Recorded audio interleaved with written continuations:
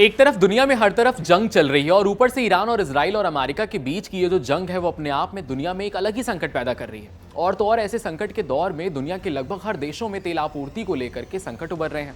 और ऐसे में सोचिए अगर कि जहां दुनिया के सबसे अहम तेल रास्तों में से एक स्ट्रेट ऑफ हॉर्मुज पर भीषण तनाव बढ़ रहा है, लेकिन अचानक अगर किसी और एक बड़े स्ट्रेट में ऐसा तनाव देखने को मिले या शुरू हो जाए तो तनाव तो दूर की बात है, संकट फिर कैसे आपातकाल में बदल जाएगा या बढ़ जाएगा। तो क्या होगा?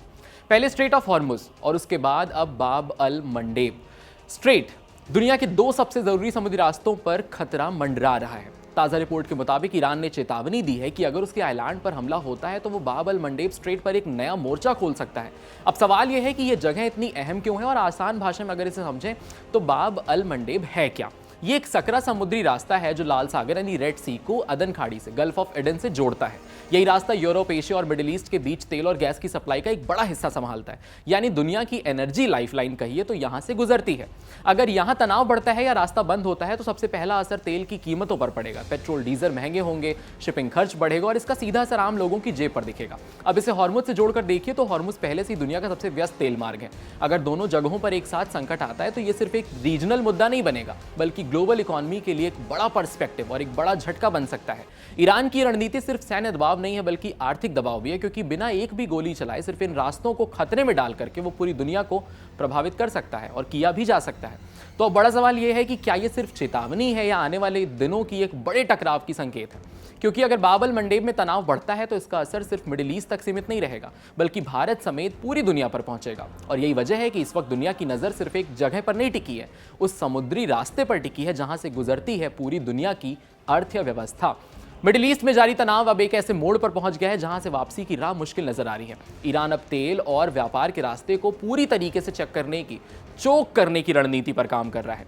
ईरान की न्यूज एजेंसी के एक हालिया रिपोर्ट के अनुसार एक सैन्य सूत्र ने चेतावनी दी है कि यदि ईरान के क्षेत्र या उसके द्वीपों पर हमला हुआ तो वो बाब अल मंडेब स्ट्रेट में एक नया मोर्चा खोल सकता है। इस जानकारी ने वैश्विक स्तर पर चिंता बढ़ा दी है, खासकर इसलिए क्योंकि यह समुद्री रास्ता दुनिया के सबसे महत्वपूर्ण व्यापारिक रूट में से एक है।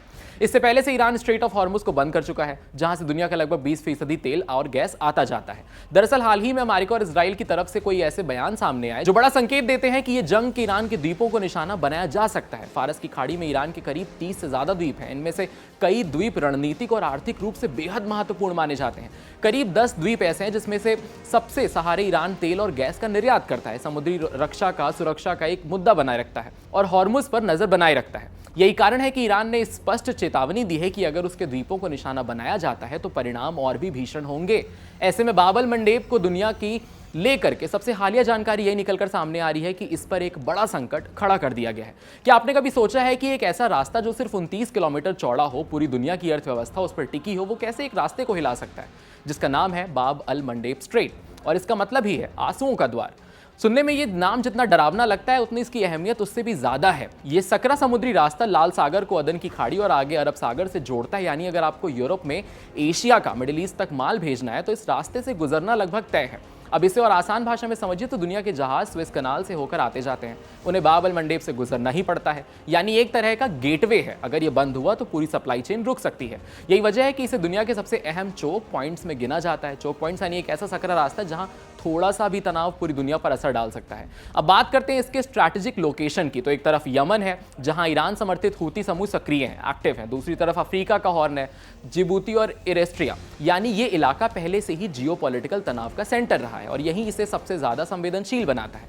अगर यहां कोई संघर्ष बढ़ता है तो इसके सिर्फ जहाजों की आवाजाही नहीं रुकेगी, बल्कि तेल और गैस की सप्लाई भी प्रभावित होती है। अब जरा इसका असर सोचिए, तेल महंगा, शिपिंग महंगी, आखिरी में रोजमर्रा की चीजें महंगी हो जाएंगी। यानी एक छोटा सा समुद्री रास्ता आपके घर के बजट तक असर डाल सकता है। सबसे दिलचस्प बात यह है कि आज के समय में युद्ध सिर्फ जमीन पर नहीं लड़े जाते, बल्कि एक ऐसे स्ट्रैटेजिक पॉइंट्स पर कंट्रोल बनाकर हथियार बना लिया जाता है। और बाब अल मंडेब का महत्व और बढ़ गया है क्योंकि हाल के सालों में यहां सुरक्षा चुनौतियां और जियोपॉलिटिकल टेंशन लगातार बढ़ते हैं। इसका मतलब साफ है कि यह रास्ता सिर्फ व्यापार का नहीं बल्कि पावर और कंट्रोल का केंद्र बन गया। तो अगली बार जब पेट्रोल की कीमत बढ़ती दिखे या ग्लोबल ट्रेड की खबरें सुने तो याद रखिए कि कहीं ये आंसुओं के द्वार का असर जरूर इसमें छिपा होगा। और यदि इस रास्ते में बाधा आती है तो जहाजों को पूरे अफ्रीका महाद्वीप का चक्कर लगाकर केप ऑफ गुड होप के रास्ते जाना होगा। इससे डिलीवरी का समय 15 से 20 दिन बढ़ जाएगा, शिपिंग का कॉस्ट बढ़ जाएगा, आने वाली चीजें महंगी हो जाएंगी। और वही रिपोर्ट्स की माने तो बाब अल मंडेब से दुनिया का कुल व्यापार लगभग 12% होकर गुजरता है। तो आप सोच लीजिए कि इतना इतना ही नहीं, इसी समुद्री रास्ते से दुनिया का करीब 10% तेल और एलएनजी भी गुजरता है। ऐसे में अगर हॉर्मुज के बाद ईरान बाब अल मंडेब पर नाकाबंदी करता है तो दुनिया की 30% से अधिक तेल गैस सप्लाई पर इसका असर पड़ने वाला है। ऐसे ही अमेजिंग एक्सप्लेनर्स देखने के लिए कड़क के यूट्यूब चैनल को सब्सक्राइब करिए, फॉलो करिए इंस्टाग्राम पर और देखते रहिए कड़क। आपके साथ में हूं बात चले, कैमरे के पीछे मेरा साथ दे रहे थे अली। यहाँ ताजा खबर के साथ हर दिन की शुरुआत कड़क है। आमने सामने बैठ रखते हैं बात पूरे दम से, आराम से। चर्चा होती है बेधड़क। यहाँ किस्से कहानियों में बोल सरल और अंदाज बेहद कड़क मिलता है। जीने में एक तेवर है जो आता है सही ज्ञान, जानकारी और उससे कमाई कड़क नोट से। इधर मौके पर चौका नहीं, छक्का लगा जलवा दिखाते हैं। कड़क क्रिकेट से अपने रोमांच को जो बढ़ाते हैं। यहाँ की हर बात का मिजाज एक है, मिजाज कड़क। आपका अपना यूट्यूब चैनल कड़क, लाइव बेधड़क। क्रिकेट का हर एंगल क्लियर कट, ओपिनियन हो या एनालिसिस, डिलीवरी होगी एकदम कड़क। कड़क लाइव पे धड़क। बाजार की बात साफ, सीधी और अंदाज कड़क। पैसे की दुनिया में आपका हर दिन होगा एकदम कड़क। कड़क लाइव पे धड़क।